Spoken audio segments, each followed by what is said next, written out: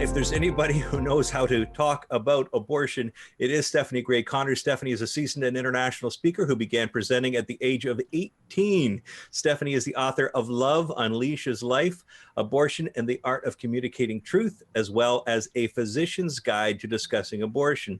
She holds a Bachelor of Arts in Political Science from UBC in Vancouver and a certification with distinction in healthcare ethics from the NCBC in Philadelphia. And with that, to our friend Stephanie, who is nice and warm in Florida. Take it away, Stephanie. Thank you so much, Kevin. Well, it's a joy to be a part of this, even though we are unable to be in person this year. I wanted to begin with a quote from one of my favorite authors. His name is Dr. Viktor Frankel, and he is a Holocaust survivor as well as a psychiatrist. He's written a phenomenal book called Man's Search for Meaning, and there are many quotes that are often associated with him that are very powerful, but there's one in particular that I thought really would focus on the theme of my presentation today. And Dr. Frankel said, the more one forgets himself by giving himself to a cause to serve or a person to love, the more human he is. The more one forgets himself by giving himself to a cause to serve or a person to love, the more human he is. Now, how does one be more human? Because we know biologically, scientifically, you either are human or you are not. So what does he mean when he refers to being more human, and then assumedly, correspondingly, one could be less human? And I think what he's getting at is not the biological reality of whether a being is human or not, but the nature of what human beings are. What distinguishes us? What is a mark which separates us from other life forms? And I would say that that is our ability to love, that within our very being is this capacity for love. And all kinds of living beings and creatures have things that are trademarks of them. Dogs bark, cats meow, cows moo. Humans, by our very nature, have this profound capacity to love. Now, there are other things that are distinguishing features of us that also some other living beings have. Just a couple nights ago, I did a debate through Harvard University against Dr. Peter Singer. He's a Princeton philosophy professor and notorious for not only his support of abortion, but even in some cases infanticide. He draws the line not at birth in saying that's where you may or may not be able to end life, but draws the line sometime after birth to define when someone has moral standing, when they're considered a person or not. And what he often looks at is whether a being is rational, conscious, or self-aware, whether a being has interests and desires. And he would argue that because, for example, the one-celled human embryo at that moment cannot express being rational, conscious, or self-aware, doesn't express having any interest, that that individual does not have moral standing. But yet, if we think about those qualities, we can have human beings who in the present moment are showing themselves to be rational, conscious, and self-aware, who show themselves to have interests, and yet are not loving. You could have, for example, a psychopath who might be technically a genius, who could be a phenomenal brain surgeon, but be profoundly immoral and have no love or affection for their fellow man. So when Frankel speaks of being more human when one gives oneself to a cause to serve or a person to love, he's really talking about the inherent capacity that all of us have, even the preborn child, by virtue of our nature, to love another. And the more we fulfill that, then the more human we are. That brings to mind a story I learned about pretty much this time last year, a story of a man in the United States by the name of Wesley Autry. About 10 years ago, he was at a New York subway station and he was waiting for his train with his 2 young daughters. And he noticed that there was a man also waiting for a train who looked very unstable and was kind of walking in a tilted way. And the man very quickly moved in the direction of the edge of the platform and fell from the platform onto the tracks below. The moment Wesley saw that, his nature to love, to will the others good, instinctively kicked in, and Wesley ran to the edge of the platform and then jumped right down onto the tracks to help the man. And what he discovered was the man was having a seizure. So Wesley tried to hold the body of the man to lift him up to get him back on the platform. And it became very apparent that, especially with the man kind of being in that limp seizuring state, that Wesley did not have the strength to lift the man back up onto the platform by himself. As he was figuring out what to do, because no one else had jumped onto the platform, off of the platform, rather, onto the tracks, Wesley looked down the tracks and he saw lights from an oncoming train. And in that moment, he had a choice. I can't get the man up by myself. So do I leave him on the tracks and jump back up onto the platform, or do I try to do something, or at least hope that the conductor of the train stops the train? So Wesley was a construction worker, and he was used to working in small spaces. And he very quickly did a survey of the scene and observed that the tracks that the train itself would be attached to had that obvious space in between. And he thought, okay, what if I lay this seizuring man, drag him in between the 2 tracks, put my body on top of his, and hope that A, the train comes to a stop, or B, that there's enough clearing between the top of our bodies and the bottom of the train so that we don't get hit. So that's what he did. And he literally laid his body over the stranger's body, didn't even know the man. The conductor of the train saw there were people on the tracks and he immediately put his brakes on, but unfortunately he could not brake to get to a stop in time. And so by the time the train did come to a stop, not 1, not 2, but 5 rail cars rolled over the bodies of the men. Now, miraculously, they were not killed, and perhaps even more miraculously, they were unharmed. In fact, the only indicator that anything had happened was some grease from the bottom of the train got on the top of Wesley's hat.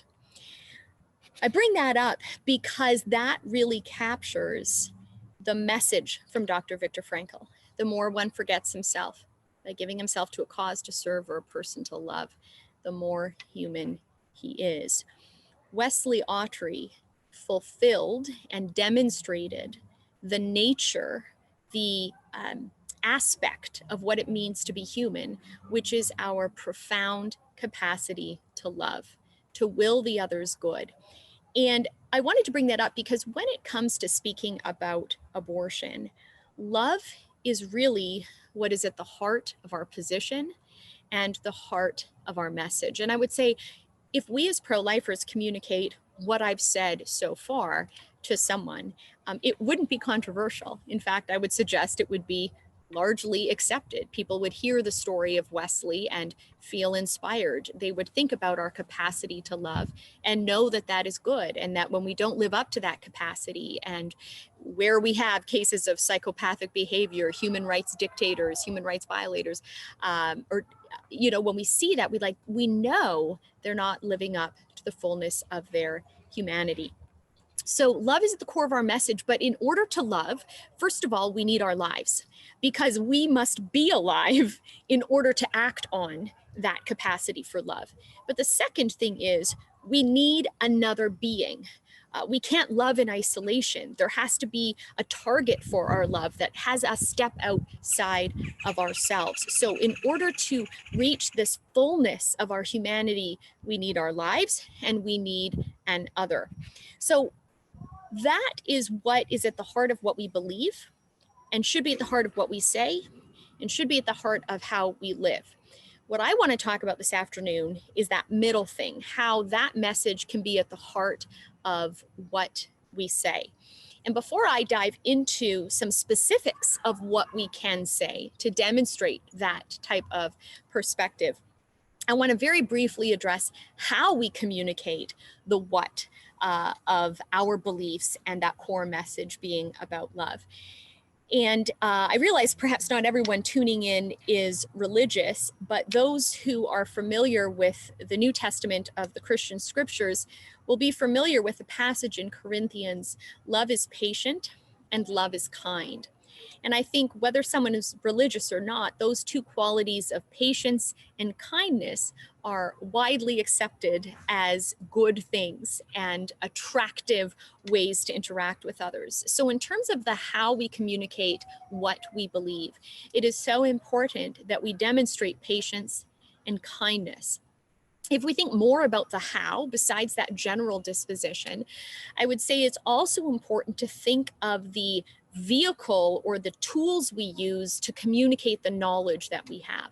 And two tools in particular that I have found very helpful when communicating my beliefs to others, especially on controversial issues like abortion, is to ask questions and to tell stories. What happens when you ask someone a question? Well, they immediately think, what is the answer?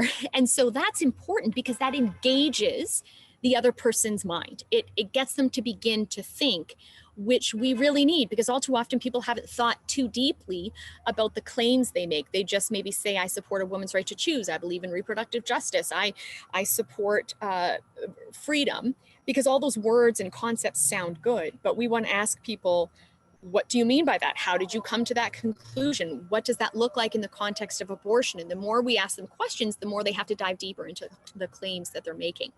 Stories are powerful because they activate the mind in a way that is more interesting and engaging. It often stories can activate our imagination, and they take principles which, if told in isolation, might cause someone to have their eyes glazed over and say, well, I just don't agree.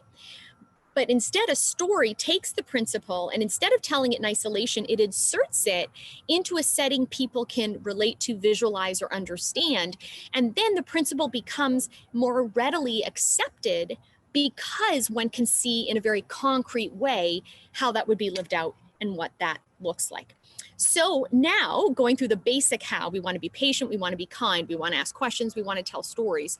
I want to give some examples, starting primarily with questions, but then I'll be using stories, examples that you can use to communicate the what of the pro-life perspective on abortion, which has at its heart the need to love the other and to be oriented to the other. Now, one thing to remember when it comes to question asking, I often tell people, is not all questions are equal. Some are more effective than others.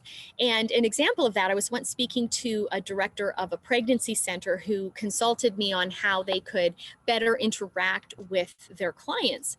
And one of the things I told the director is some pro-lifers have a tendency to ask someone they're debating on abortion this question: what if someone aborted you? And the pro-lifer thinks that's a good question because the pro-lifer is asking it from the perspective of thinking about themselves and how they would answer it. And if the pro-lifer has a happy life, they think, wouldn't it be terrible if I was aborted, if I wasn't here? But tragically, what I've found all too often is a lot of the people I interact with have a very low sense of self-worth. They don't really value life. Perhaps they've gone through great suffering or great difficulty. And when you ask those individuals, what if someone aborted you? You get answers like, I wish they had, or I wouldn't care, or I wouldn't even know. It doesn't matter if that were to have happened. And when we get that answer, then it doesn't get us to the point of getting them to realize abortion is a great tragedy. Certainly, it's a problem if someone's own self-worth is very low, and that does need to be addressed. But if we're just looking at the immediate topic at hand, addressing the issue of abortion, rather than ask the question, what if someone aborted you? What I said to this pregnancy center director is to ask a person they're speaking with to describe someone they love, someone that they have a very close relationship with and feel deep affection for, care deeply about. And then I will say to that person, after they've described maybe their husband, their sibling, their friend, their grandma, I will then say, okay, what if someone aborted them? Now you're going to get the person say, oh, that would be terrible, because they're now thinking about the absence of someone in their life as a result of abortion, when that person is someone they feel deep affection for, when that individual is a beloved. The pregnancy center director, shortly after that meeting, contacted me and said, "You're not going to believe what happened. After a meeting, a client called us and she wanted to have an abortion." And so we started talking with her on the phone, and we asked her, "Is there anyone in your life that you really care a lot about?" And she said, "Yeah, I work at a daycare and I just love the kids I work with." And then the counselor said, "Well, tell me more about the kids." So she, waxed eloquent about these children, was very happy. All her words were very positive. So then after this girl described that, the counselor asked the girl to consider, what if those children weren't in your daycare because they had been aborted? Conversation continued, it came to a close, and not long after that, the client returned her call and said that she decided not to have an abortion. And when the center counselor asked her what had influenced her decision to decide to parent, or at least carry through with the pregnancy, whether she chose adoption or parenting, I don't know. And the girl said, "It was the question you asked that got me thinking about the kids in my daycare." So not all questions are equal, but when we ask the right type of questions, it can really lead people to the right kind of conclusion. Another question I think that can be helpful to ask is it possible to love another when we've been hurt and wounded? Is it possible to love another when we've been hurt and wounded? I think that question is good to ask in the context of pregnancy from rape. And that's a question that comes up in pretty much every presentation I give, every debate I've done. In fact, I realized the other night my debate with Peter Singer, I think, was the first time in my 20-year history of giving talks where the question of rape did not come up at all. And I think it's just because Peter Singer himself is just so academic and philosophical and lacking emotion, it seemed. But barring that debate, every presentation I've given, someone asks about rape. And we really want to get them thinking, is it possible to love another when we've been hurt and wounded? Because kind of when someone supports abortion in cases of rape, they're thinking, look, I'm hurt, I'm wounded, I didn't consent to that act of sex, I shouldn't have to then carry this pregnancy forward. In fact, they might be thinking, I can't, it's impossible for me to do that. Once I ask that question, I then tell a story. Sometimes stories can be made up. They can just be analogies to prove a point. But on this particular topic, I often tell the true story of a friend of mine who is a public speaker. Her name is Liana Rebelito. And when Liana was 12 years old, growing up in Mexico City, she was kidnapped, held for several days, and brutally and repeatedly raped. She was eventually released, went to the hospital, and it was discovered that she was pregnant as a result of those rapes.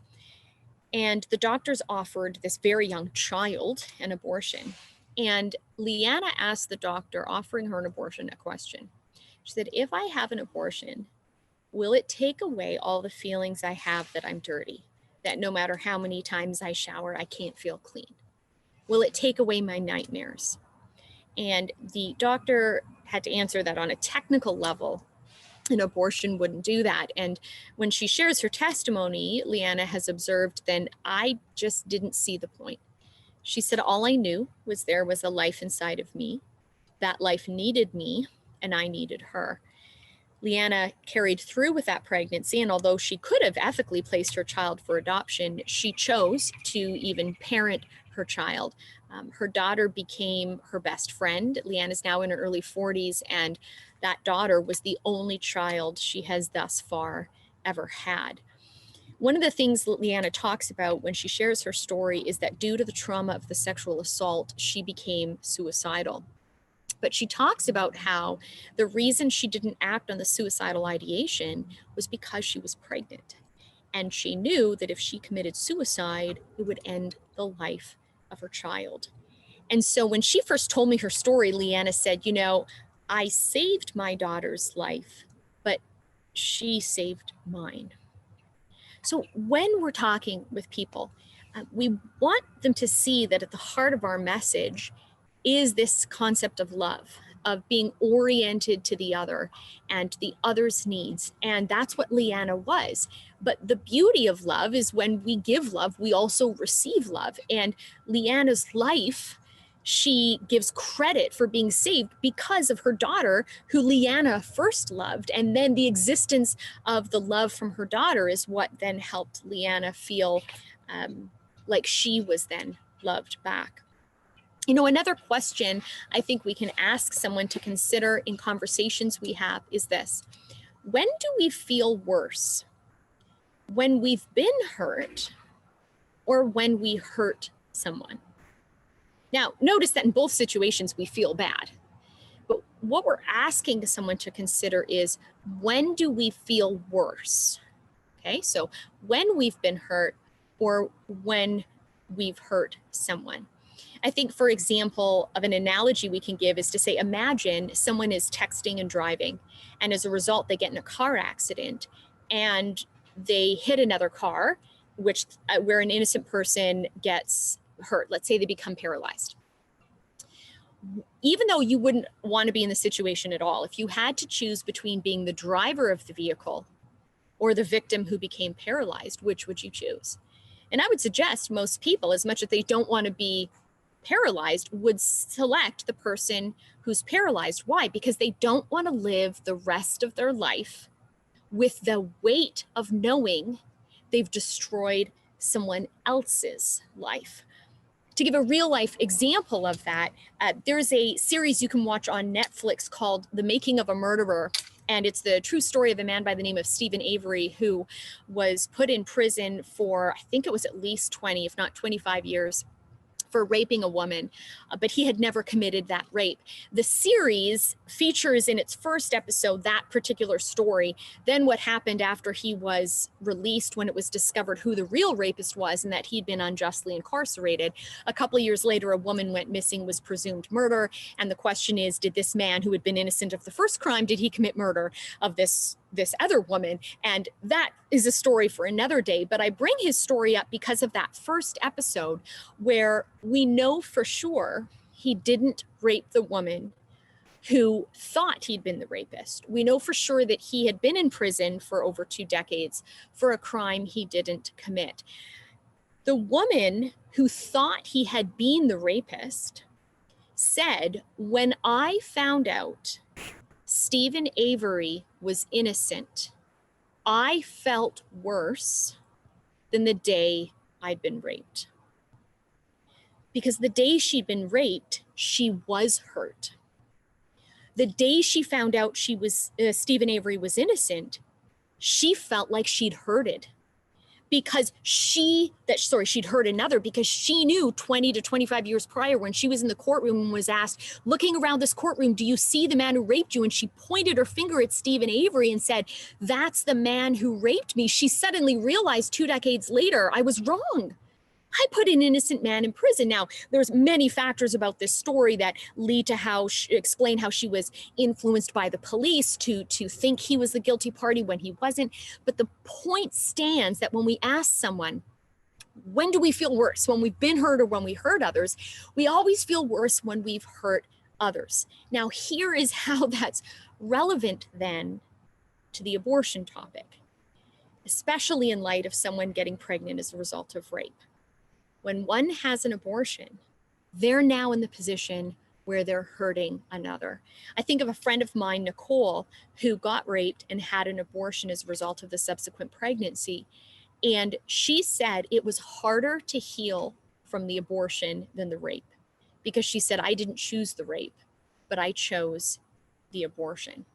So if we think about these strategies of question asking, storytelling, drawing on the real story of Nicole, the real story of Leanna, or the thought experiment about texting and driving, to get us to realize, oh yeah, whenever I'm in the position of hurting another, that's always worse than if I'm in the position of being hurt.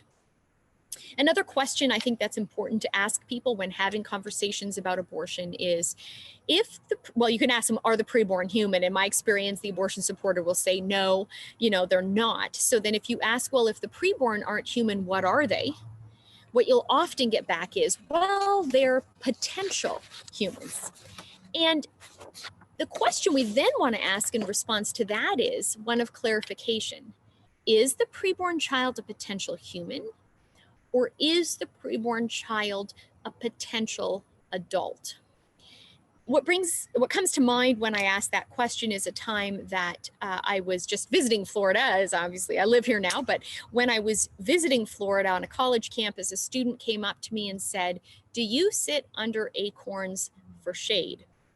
And I had a sense of where this student was going, but I just answered simply, and I said, "No, I don't." And then she said, "Exactly, because just as an acorn isn't an oak tree, a fetus isn't a human."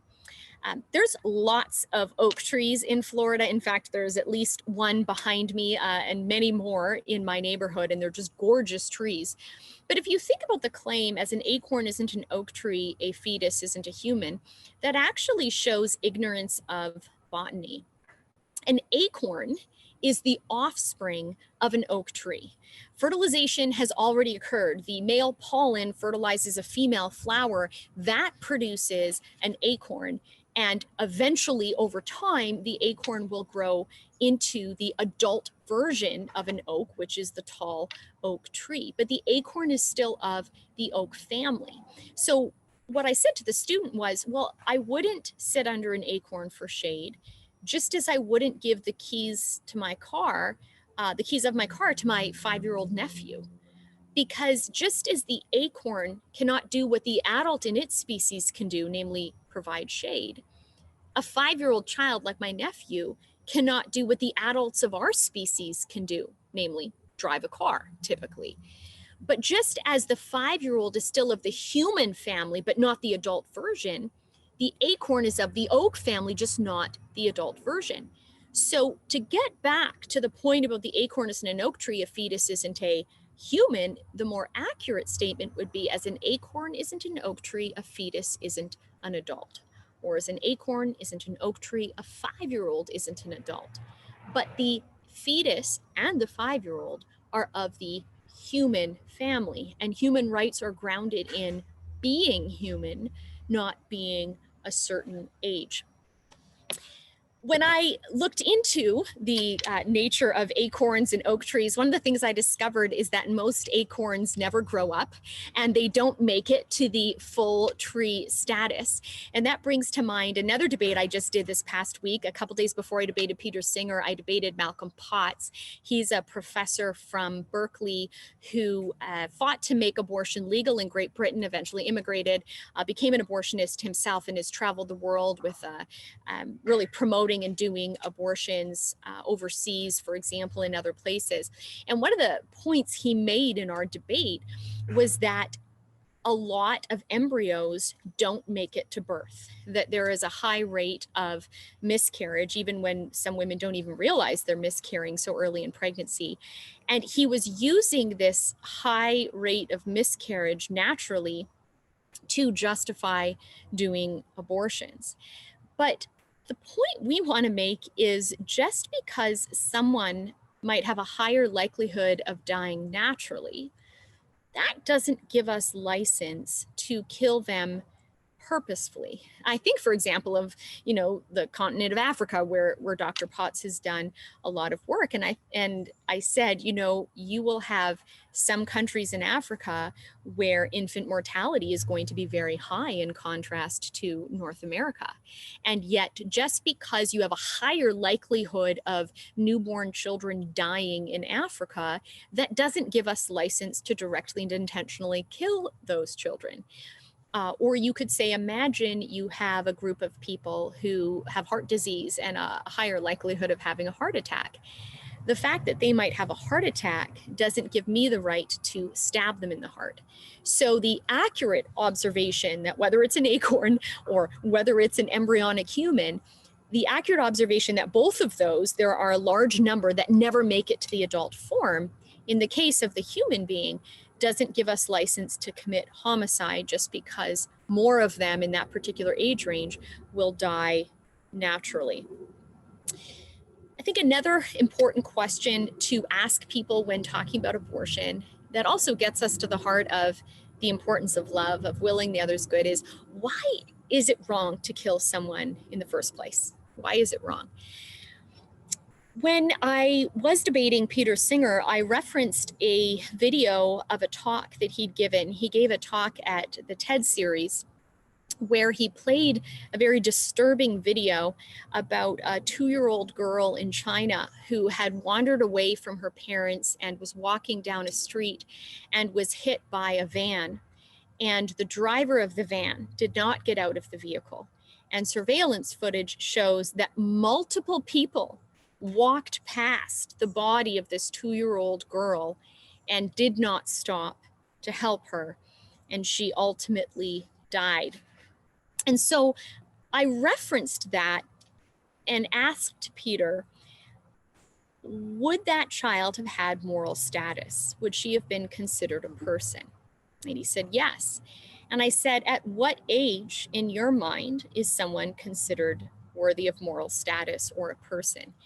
And he didn't really want to get that specific. And I said, please give me a specific number. So he gave me a range. And he said 6 to 9 months after birth. Well, we could talk about how even that range is highly problematic, because if we're talking about the possibility of killing or not killing someone of moral status, someone who's a person, you want to be more specific than maybe 6, maybe 7, maybe 8, maybe 9 months. But setting that aside, I then said, okay, so the little girl whose story you used to pull at the heartstrings of your audience, imagine she was 6 months old instead of 2 years old. And she was hit by a van and the driver didn't stop and the passersby didn't help her. Would that have been wrong? And he said, well, it would have been wrong because the parents wanted her. So then I said, well, what if the mother died in childbirth and the father wanted a boy child? And when a girl came out, he was very upset. So the father was the driver of the van and had killed his 6-month-old daughter. And then he simply objected because he didn't believe in targeting someone because of their sex. But I bring it up to show the dangers that arise when we say it's wrong to kill someone because of how old they are, then we're guilty of age discrimination. When we say it's wrong to kill someone because of the feelings of another, such as their parents want them, because the problem with that philosophy is, what if their parents don't want them? What if nobody wants an individual? Does that give us license to commit homicide on that individual? Or is there something inherent to who the person is that causes us to say you are worthy of respect? And if we say it's wrong to kill someone because humans are equal and we ought to value each other by virtue of our human nature, then everyone is safe. But if we say it's only wrong to kill someone if they're human and they're wanted and they're a certain age and whatever, then we quickly will see our society spiraling down into human rights violations, which we have seen throughout the history of humanity. Someone like Peter Singer is defining personhood based on how you currently function. In the current moment, are you conscious, rational, or self-aware? In the current moment, do you have interests? Although I think we all understand that even a 9-month-old child or a 2-year-old child is not aware to the level we are. One of the points that I made was, if you ask a 2-year-old child, is it wrong for me to kill you? The child is going to say no, because 2-year-old children are just inherently defiant and they love to say no.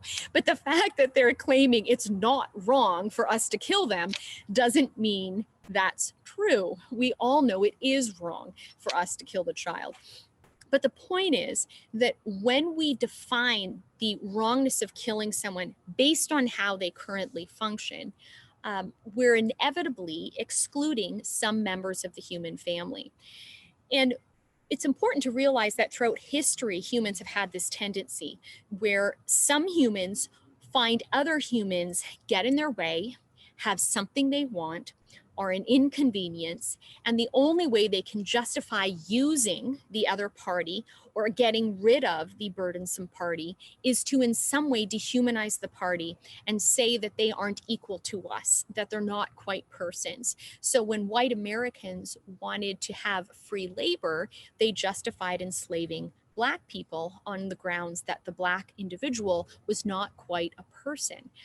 There was a time in Canada where we women weren't considered persons. There was a time during the Holocaust where Jewish people weren't considered persons. And so we see throughout history this tendency to take qualities or features of humans and say, even if you're technically a member of the species Homo sapiens, you're not a person because of your ethnicity, your religion, your skin color, or your sex. And today we look at that and we rightly say that's discrimination. So as pro-lifers, we also want to make the point that to deny a member of the human family her personhood status because she hasn't developed enough to act on these human capabilities, that she's not yet conscious, she's not yet rational, she's not yet self-aware. She can't do those things because of how old she is. And that would be yet another form of discrimination. But instead of ethnic, sex, or skin color discrimination, it would be age-based discrimination. So it's wrong to kill someone if they're a member of the human family, not based on their age, their appearance, or the feelings one human has towards the other. I think another question that's really important to bring up in conversations with people is this: which relationships have more responsibility, or which relationships does one party have more responsibility over another party just by virtue of the relationship? And there are three that come to mind. A relationship that involves police officers, a relationship that involves medical professionals, and a relationship that involves parents. In each of these cases, you have individuals with either more knowledge, more power, more influence, and we expect them to use that knowledge, power, and influence in a responsible way, in a way that stewards the position they have. That's why in some countries where you have a dishonest police force, it's very frightening that if you actually need help, that you don't have anyone to call because you can't trust that the police are going to be on your side, or they might be on the criminal side. So we want to be able to trust our police officers that they're going to use their power, their position for the good of the vulnerable. We want to be able to trust that our medical professionals, who have far more knowledge and insight and all of that than their patients, that they use that responsibly. Of course, the same is true with parents. We expect that parents who have power just by virtue of their maturity and development over their children, that they use that power responsibly. If you go online and you Google parents torture, starve, harm toddler, you will get horrifying headlines around the world of brutal realities where some parents have abused their children. And if someone supports abortion or opposes abortion, I think what you're going to get is universal outrage over those headlines, because both sides of the abortion debate agree parents have a special responsibility to help their children, not harm their children. And once we get that basic agreement from someone that parents have a responsibility also to love their children, it's not just food, clothing, shelter, but that for a human to flourish, a human's emotional needs must be met. And that involves loving, to tie into the theme of Viktor Frankel's quote. If we get the other party to agree with that, then we ask them this question: okay, when does parenthood begin? Because if we have them agree that parents have a responsibility to love their children, then it makes sense the moment one is a parent is the moment that role of love begins. So when does parenthood begin? When I was debating Dr. Potts, the abortionist, the other night, one of my observations, or one of the points I made was, I said, look, just a couple months ago, I turned 40.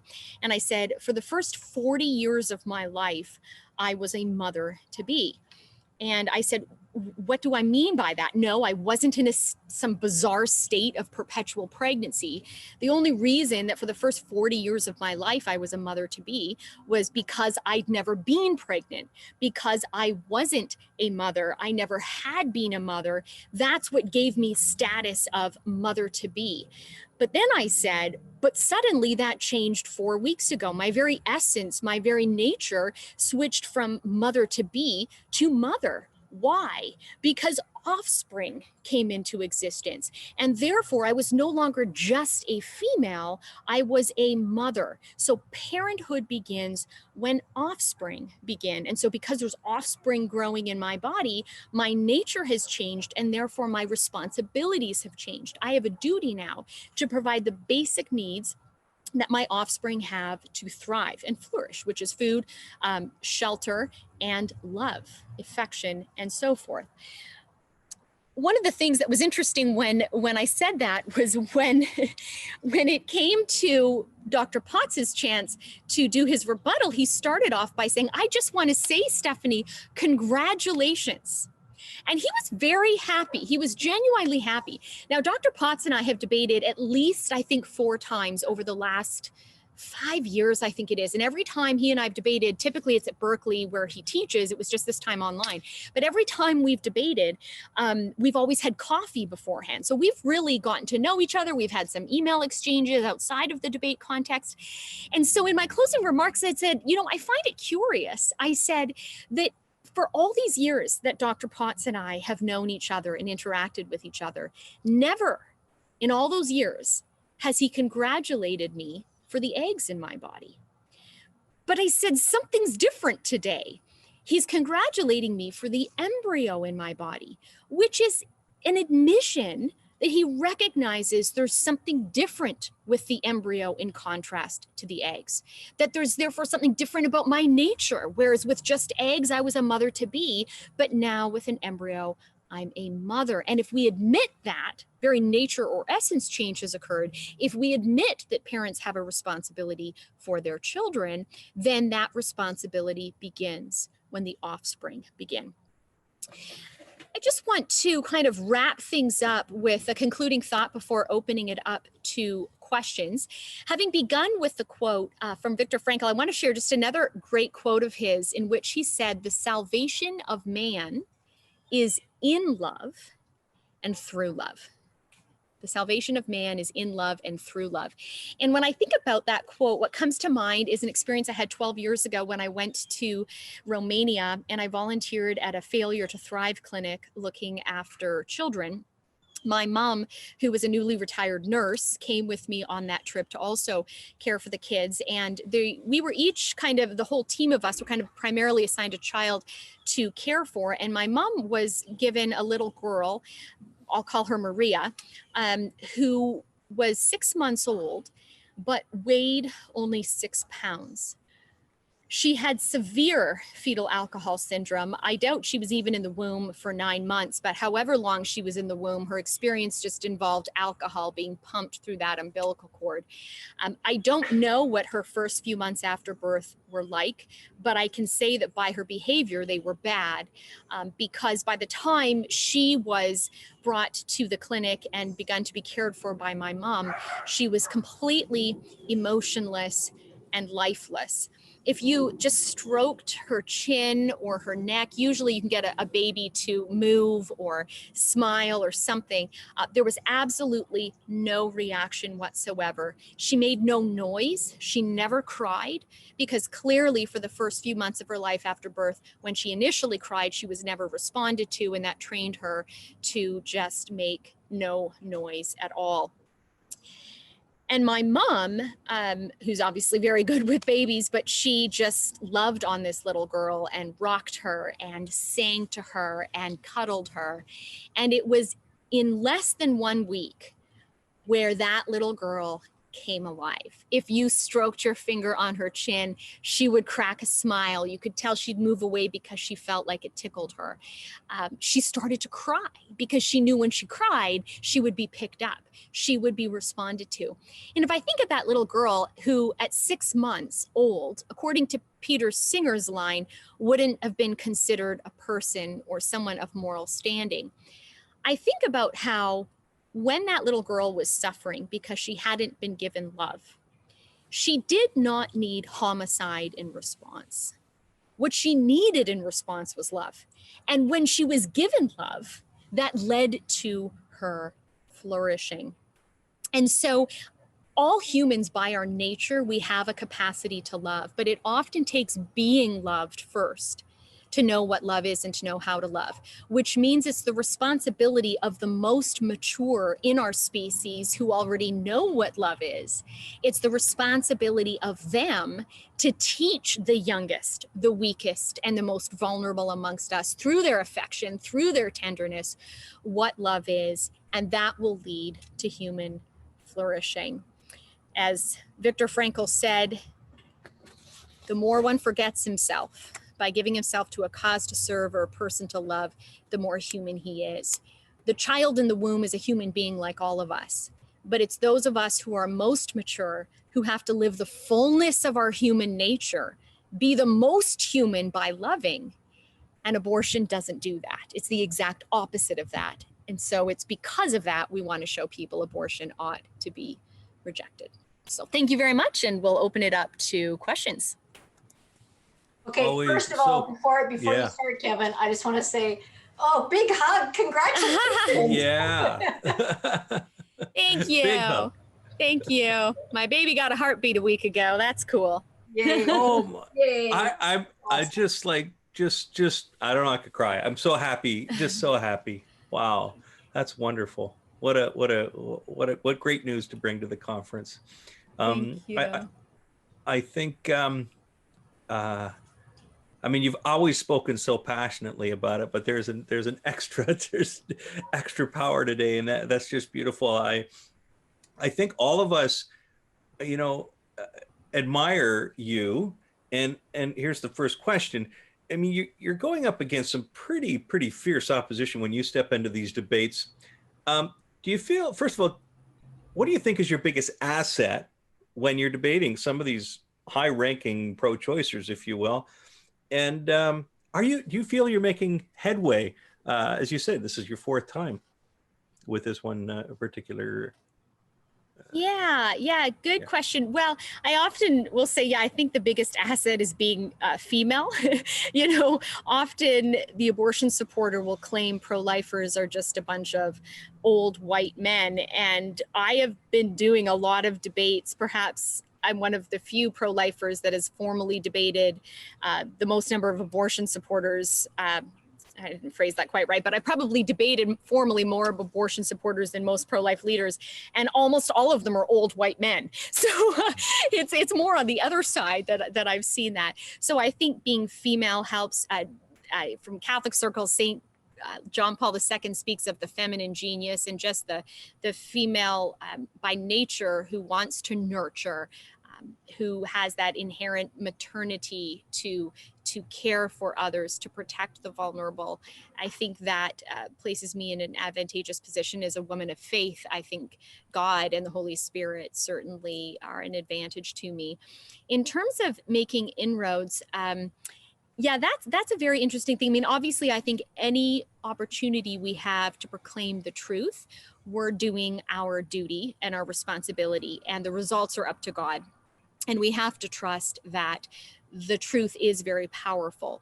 We just don't always see the results right away. So someone like Malcolm Potts is very difficult to reach because he's 85, which means he has been killing babies and promoting the killing of babies for probably more than half of his life, for decades and decades and decades. And when you are guilty of that, to admit that is so painful that the tendency is to not admit that, to continue to rationalize and justify. But I think to forge a connection with people who support abortion while still holding fast to your position over time will leave an impact or an impression on them. But the other thing is, I often say that debates, while I hope will convert my opponent, really are for the audience. And so the opponent just helps get a larger crowd, or they help get a more diverse crowd. People who sit in on the fence might say, well, I'm not going to listen to an anti-abortion speaker, but I might be willing to listen to a debate because I want to hear both sides. And then it's more for the people on the audience that I would then think people can be reached when engaging an abortion supporter like Singer or Potts. Can you, just on that, can you give us, like, is there ever a statement that you make that has like twisted, just kind of taken somebody off guard, especially in these vehemently pro-choice, pro-abortion people? Has there ever been a statement or something that you said that just like, wow, gave them a chance to rethink maybe you could think about that.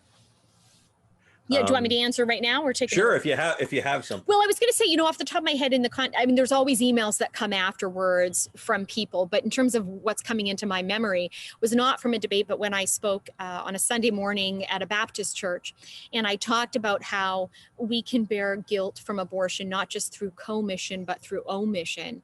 Have there been times where we were silent when we should have spoken up? And then I just carried on and, spoke for 30 more minutes. And at the end of the service, an old man came up to me weeping. And he said, I was so convicted by something you said. And I said, what was it? And he said, it was when you spoke of the possibility that we have guilt through omission and through silence. And he said, I realized when my daughter came to me pregnant and wanting an abortion, I didn't object. I was silent. And in a way, I facilitated the death of my grandchild. And it was like scales fell from his eyes and he had this epiphany. Now, thank goodness, being a person of faith and in the supportive network of a church, realized that God is merciful. But that's an example where, like, of all the things I said, there are some things that I would think would be more poignant, but for him. Right. And so that's why it's so important to remember, we don't know what it is about what we say that is going to impact someone. So we just want to be loving and say all the different things to give them the maximum exposure to the pro-life message. Okay, well, we have 3 questions here that came in. How do you talk to someone? Thank you for that, by the way. That's very, very, very good and very useful. I think we're all looking for those tools, those nuggets that are just going to turn the conversation. But as you say, it goes to the heart, the story and the life experience of whoever you're speaking to. In this case, and this is along the same lines, how do you talk to someone who doesn't want to listen? And is there a time limit after which it may no longer be beneficial in the grand scheme, considering limited resources? So somebody who doesn't want to listen. Yeah. I mean, anytime you're in a conversation with someone, sometimes you do have to calculate, like, is there merit to continuing this? I think if you feel they're not, quote unquote, listening because they don't seem moved by any of your logic or reason, it can be helpful to ask questions that will draw more of their story out instead of the argument. So to ask someone a question like, I'm curious, where does your passion come from? That could cause them to say, well, I drove a friend to a clinic and I know what it's like to feel abandoned. My friend was very abandoned and I was the person to support her. So that right away would tell me, okay, then this is not an intellectual issue for them. It's an emotional issue for them. They feel partly responsible. And if they admit abortion's wrong from a logic perspective, they have to admit that their choice to drive the friend was wrong. And maybe now the friend is suicidal because of the abortion and they feel guilty because of that. I mean, it could be very complex. So just simply asking, where does your passion come from, might share a part of that. Cause them to share a part of their story. Another question can be, do you know anyone who's had an abortion? And if they say they do, then if you know someone who has, it can be helpful to immediately say, I know people as well. Because what I found is if you say that, you can only say it if it's true, but when I've said I know people as well, that's usually when the other person says who theirs is. Yeah, my mom had one, or my sister had one. And then you can ask a question like, well, how's your mom doing? Or does your sister ever talk about the abortion? Another question you can ask someone that leads more to the heart is to say, clearly, we don't share the same view and we're having a difficult time convincing either of us the merits to each other's view. So here's a genuine question for you, and I mean it in all sincerity. What does someone who thinks like you want someone who thinks like me to understand? You don't know what they're going to say, but again, you're opening the door with a very open-ended question to what's behind what they're saying. Very good. Very good. Can I write that down? I hope so. So how do you discuss terminal prenatal diagnosis other than discussing spending the most time with a loved one as we can? That's from Danae. Sure. And so I would say you've kind of answered your own question as succinctly as I could by doing that. Remembering what I said about questions and stories, the way I've done that in an exchange with an audience member once was a student told me that his stepmom had an abortion because she was told her baby would die at birth. And he said to me, "Are you telling me she was wrong?"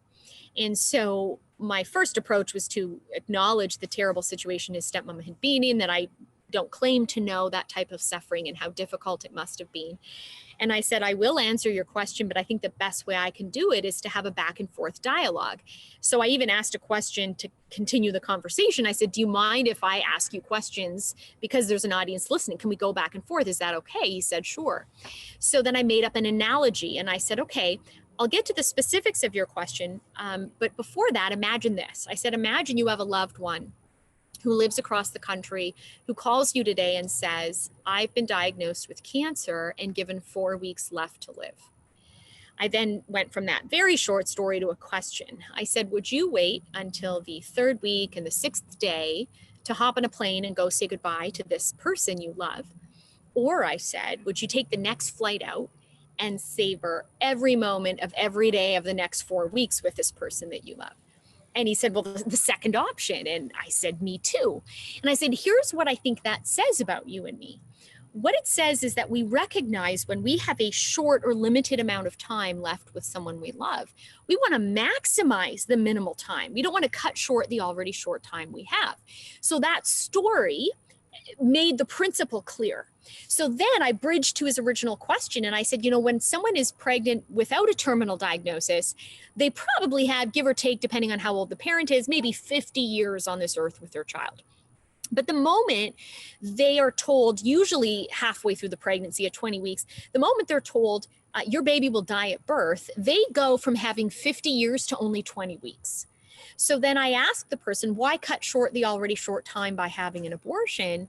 Wouldn't we want to savor every moment of every day of the next 20 weeks with the child we love? Now, at that point, they might say yes, but then I'm just prolonging the agony, because when the child is born and dies, I'm going to be sad, I'm going to grieve, and so on and so forth. So then I would say, well, it sounds like this is a very wanted pregnancy and the poor prenatal diagnosis is very terrible. And they'll say, yes, it obviously is. And then I'll say, okay, well, then if you have that abortion, let's say at 21 weeks instead of the child dying at birth, will you be sad? Yes. Will you grieve? Yes. Will you feel the absence of the child on the first Christmas and 1 year later on the anniversary? Yes. So it sounds to me like the abortion doesn't take away the grief, the sorrow, and so forth. What it does take away is the gift of time. So you're going to grieve anyways, but what type of grief do you want to have? Grief from, and that's kind of my earlier question, is it better to, when something bad happens to us or when we inflict suffering on someone else, which is more difficult to deal with? If you have the abortion, then your child dies because you ended the child's life. If you carry to term and the child dies 1 hour after birth, 1 day after birth, that's no fault of your own. Nature took your child's out. So it's a different type of grief, even the two situations. Thank you so much. So much to digest, but always done with such clarity and charity, as I've heard someone say before. And I think we all appreciate your candor. And congratulations again. Thank you for taking the time, and also thank you for recommending this book that you've spoken so much about. I don't think I need to ask you why you chose it. Nicole's holding it up there. What is the book there, Nicole? It's Man's Search for Meaning by Viktor Frankel. Mm-hmm. The subject of the talk, and something that I think I want to read for sure, because I've learned so much more. And again, it's about those stories. It's about those incredible stories that really touch the heart. And you've certainly touched our heart today. Thank you, Stephanie. We hope you enjoy your weather. Continue to enjoy your weather in Florida. Yeah, congratulations.